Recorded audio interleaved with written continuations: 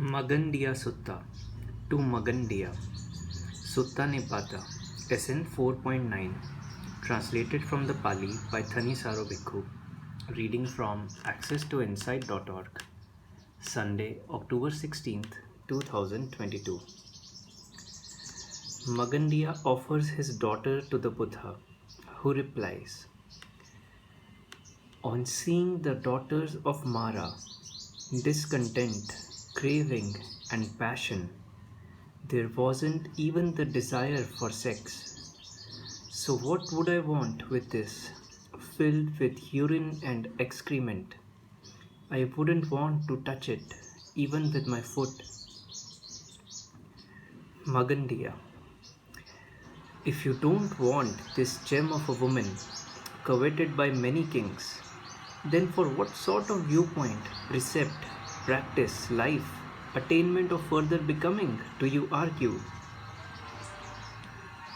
The Buddha, I argue for this does not occur to one when considering what is grasped among doctrines, looking for what is ungrasped with regard to views, and detecting inner peace, I saw.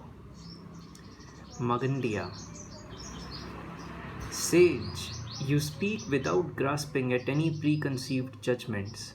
This inner peace, what does it mean? How is it by an enlightened person proclaimed? The Buddha, he does not speak of purity in connection with view, learning, knowledge, precept, or practice, nor is it found by a person through lack of view, of learning, of knowledge, of precept, or practice. Letting these go, without grasping, at peace, independent, one would not long for becoming. Magandiya, if he does not speak of purity in connection with view, learning, knowledge, precept, or practice, and it is not found by a person through lack of view, of learning, of knowledge, of precept, or practice, it seems to me that this teaching is confused. For some assume a purity in terms of, by means of, a view. The Buddha, asking questions dependent on view, you are confused by what you have grasped, and so you do not glimpse even the slightest notion of what I am saying. That is why you think it is confused. Whoever construes equal, superior, or inferior, by that he would dispute, whereas to one unaffected by these three, equal, superior do not occur. Of what would the Brahmins say true or false, disputing with whom?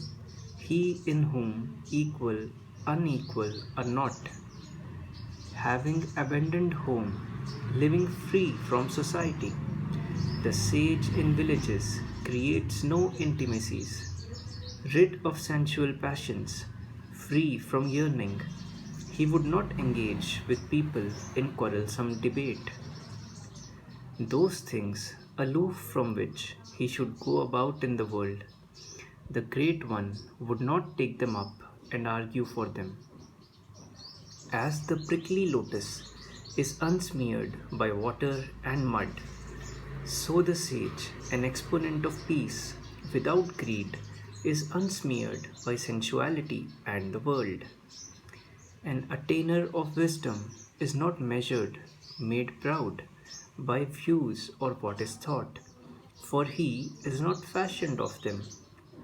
He wouldn't be led by action, learning, does not reach a conclusion in any entrenchments. For one dispassionate toward perception, there are no ties. For one released by discernment, no delusions. Those who grasp at perceptions and views go about butting their heads in the world.